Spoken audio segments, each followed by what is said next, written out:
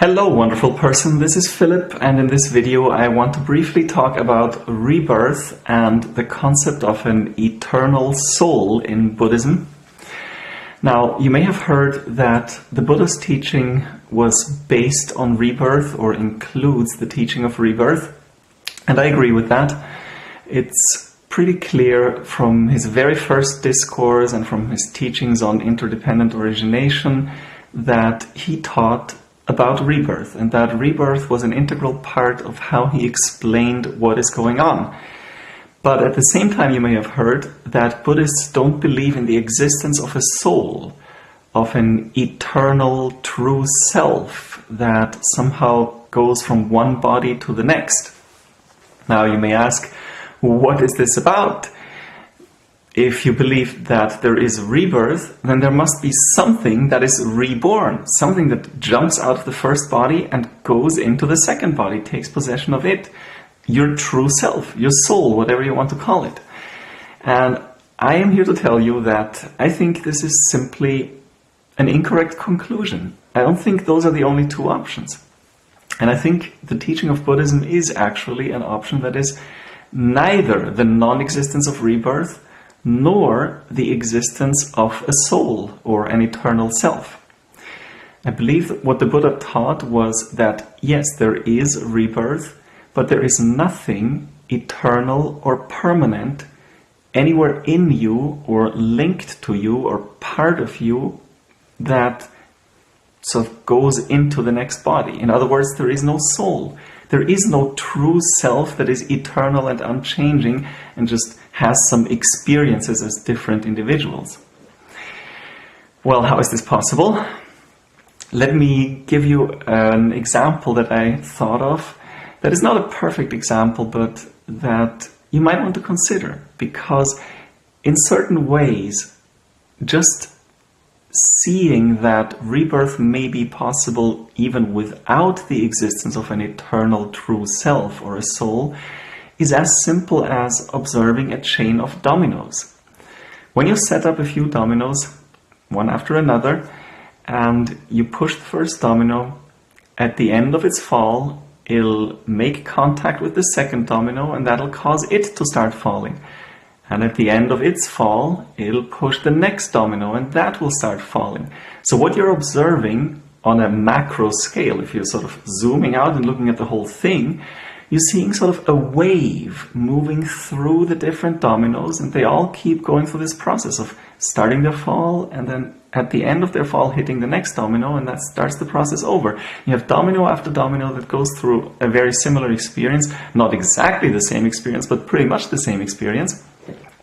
And you have a wave that you see moving through the dominoes if you zoom out. But what is that wave? Is that a real thing? Could you consider that the true self of the domino or the dominoes, or the true self of this process of one domino falling leading to the next one's fall? Not really. It's just a concept that we have, that we recognize, sort of our mind, our perception sees, oh yeah, there is a connection between all these dominoes, there is something bigger going on. It's a wave that runs through the dominoes and that basically causes them all to fall. But when you get down to the nitty-gritty of how the universe works, there isn't any thing that goes from one domino to the next. It's just a chain of cause and effect. And of course, the last domino, if there is a last one, falls because the one in front of it fell and the one in front of that one fell. And you can say the last one falls because at some point in time the first one fell. And there is still some information there. For example, if you wait a couple of hours before you push the first domino and everything else is the same, then the last domino will fall a couple of hours later. So there is information that goes through all the dominoes, that sort of stays with them, but that doesn't mean that there is an actual thing that follows or that is reborn into the different falls of the dominoes. And a human life, or any life, is similar to a domino falling. You get born, you move around, you do things, and in the end you die. Of course, it's more complicated than that. You're not just a domino that does nothing but this. you have lots and lots of different things going on. So really, every second of your life is, in a way, a whole chain of dominoes falling, because you think of something, then you think of the next thing, because you just thought of the first thing, then you think of the next thing. That's the whole chain of dominoes in a second going on within your own mind. Same thing in the physical world.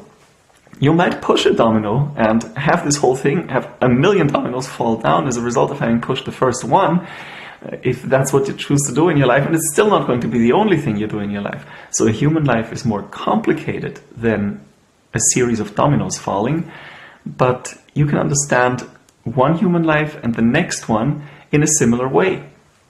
When you die from one life, the next thing that happens is you give rise to the next birth, to your next birth. Now, in reality, and that is sort of at the core of these Buddhist teachings of no soul or no permanent self, in reality there is no you. Just as when the dominoes are falling, in reality there is no wave of dominoes that keeps falling. The wave is a pattern that an observer might perceive in that sequence of dominoes falling. But there isn't a thing that is the wave, there isn't a living being that is the wave, and according to the Buddhist teachings as I understand them, there isn't a true soul or a true self within you that is you. What we observe when we see you, and even what you observe when you perceive yourself, is just a perception. You see that there are lots of things going on. In your case, if you look at yourself, you can see your feelings and your desires and your pain and your suffering. You can see lots and lots of things going on. You can see your body. And you have been taught that this is you and that it has a certain name, that you have a certain name, that you are a human being. Probably, if you're listening to this. Well, actually, there are artificial intelligences listening to YouTube videos now. So I don't know if you're an artificial intelligence listening to this. I don't know if you realize that you are an artificial intelligence, but that's another story. You perceive certain things. You are probably aware in some way of myself, of this channel, what the channel's name is, and you see me as a person. Well, all of that is something that you have learned. You have taught that, if you look at this outline here, that approximately this area of your screen is me now, and over here we have something that is not me. But that distinction even isn't all that precise. When you are looking at it, for example, from a purely materialist perspective, let's say there is a little carbon dioxide atom that has just emerged from a pore on my face, and it's just about to leave. Is that... Did I say atom? I meant molecule. Never mind. Anyway, so if that carbon dioxide molecule is just inside my pore, is it part of my body or is it not? It's hard to define, and it is really irrelevant. You can define it in one way or another if you're a lawyer or a legislator and you want for some reason to have a better definition. But honestly, how you choose to define it and how the majority chooses to define it has nothing to do with ultimate reality. It's not true that a certain collection of atoms is my body at any given time. In ultimate reality, it's simply not true, because you can have different opinions on which atoms and molecules belong to my body at any given time. Not to mention that, of course, it changes over time. At what point does the food become you? Those are all questions that you could ponder, but that are actually irrelevant. The reason I'm bringing all this up is because I want to emphasize the materialist aspect of what the Buddha taught in different words and from a different perspective back then, which is, you are not a being that is ultimately real. You are something that people, including yourself, perceive as a being. That's all you are. Everything else is just a natural process. The way my lips are moving, the way my head is moving, that can all be broken down into small individual processes, none of which are my true self. So I know this is very deep and complicated, and I do not fully understand it.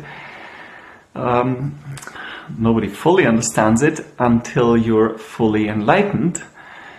So if you want someone who understands it fully, talk to a fully enlightened being. Maybe that is going to be a good way to go. They're kind of hard to find, at least for me they have been, maybe because I'm not ready. But I can look at the Buddha's teachings. He was a fully enlightened being, and I can interpret them and try to understand them. And that's sort of what's behind it. There is not a true and eternal self. There isn't a soul that never changes and that goes from one body to the next. Instead, the way rebirth works is just like when you wake up in the morning. You do things, you do new things, it's a new day, but it's based on what you have been doing. You have certain inclinations, your mind is in a certain way, you have cultivated certain things. If you spend your life being mean and angry and nasty, probably when you wake up in the morning, you're going to start doing things that are mean and evil and nasty. And if you've spent your life cultivating loving kindness, probably you're going to get up in the morning and start doing things that are kind and loving and generous. So in that way, yes, you condition your mind, but that's not a permanent condition. If you've done 50 years of loving kindness, you're probably going to be very loving and very kind. That doesn't mean that if you now start doing evil things and do that for 50 years, that you're still going to be loving and kind. And it doesn't mean that 50 years ago, when you started practicing loving kindness, that you were already just as loving and just as kind as you are now. That's sort of the whole point of Buddhism. Buddhism is a method that teaches you, or that you can use, to cultivate your mind. And that means to change who you are, fundamentally. Because, and that is the powerful thing about it, I don't look at it as, oh no, Buddhism tells me I have no soul, so that sucks, because I always thought I have this eternal soul that will be happy forever if I just believe in XYZ, or if I just do the following ritual, and now I can't do that because Buddhism tells me I have no eternal soul. It's actually the opposite. Buddhism tells me there is nothing eternal within me. So no damage that is ever done to me, no mistake that I ever make is going to be permanent. And really, when you think about it, it doesn't make any sense. If your soul is eternal and permanent and unchangeable, then nothing bad you ever do can change anything about your soul. So you basically don't have to do anything. So in a way, if you just logically assume that there is something that is eternal and unchanging within you or about you, then you basically have a very simple proof right there. If that thing, that soul or whatever it is truly eternal and unchanging, it doesn't matter what you do. It's not going to change in any way. So it's irrelevant to your life. You don't have to worry about it ever. Whenever you make any decision, it can only change things that are changeable, whose nature is to change. It can never change something that is by nature unchangeable, something like an eternal soul. So yeah, you don't even have to worry if you have an eternal soul, whether your actions have an influence on it. I mean, it's true that there is a good argument to make against what I just said. Eternal is not necessarily the exact same thing as unchanging. That is something that is kind of deep, and you have to really accept that some people might disagree. They might say you have an eternal soul, but that eternal soul can change over time. It's just by nature eternal, so it never ends. It cannot end, but it can change. And the way you see the connection there is mainly through meditation, because you realize there is no change in any other form other than certain things arising and then passing away, and then again things arising and passing away. That is how change works. It's not that something arises and stays there and then changes a little bit and still stays there and changes a little bit more and stays there. That's just not how it works in reality. That's what meditation is for, to develop the attention, the concentration, the focus and the equanimity you need to see this very clearly, to see. Actually, you don't even need much equanimity for it. You really just need attention and focus for that part. To see that the nature of change is never for one thing to stay there but change, but always for one thing to arise and pass away, the next thing to arise and pass away, the next thing to arise and pass away. That is the nature of change in reality. And this is not something that you can argue philosophically. I mean, you can, but it's pointless. This is something you see directly in your meditation. So don't try to argue, well, no, that's not true. There are some things that do change, that are constant. Yeah, there are some things, like your body. Your body is always here and it changes all the time. When you meditate, though, you see that your body doesn't even exist in reality. That what you call your body is a huge conglomeration, a huge grouping that you yourself make. You group certain experiences together and call them your body.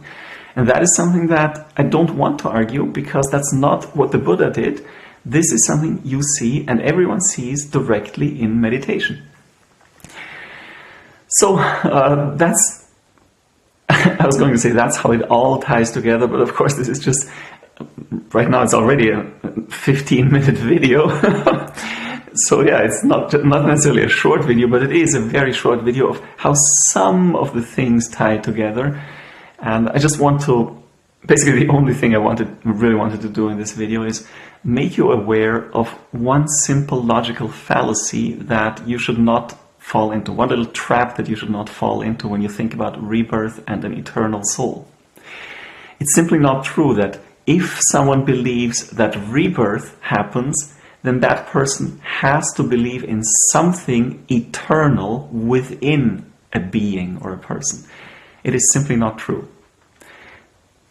One life can end, and the mental conditioning, the mental state, just the last mental moment of that life can give rise to a new life that is shaped by what happened in the past, by what happened in the last life, without there having to be anything eternal that jumps over into a next body. Now, the Buddha does talk about something he calls a stream of consciousness, or stream of consciousnesses, that finds a new body or makes a new body. So you could say, yeah, that stream of consciousness, that is the eternal soul that jumps over, except it's not an eternal soul.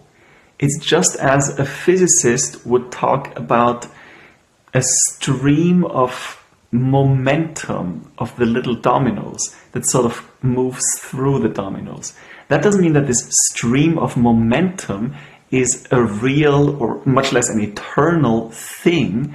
It's just a concept, an aspect of it all that a physicist might use to describe the process.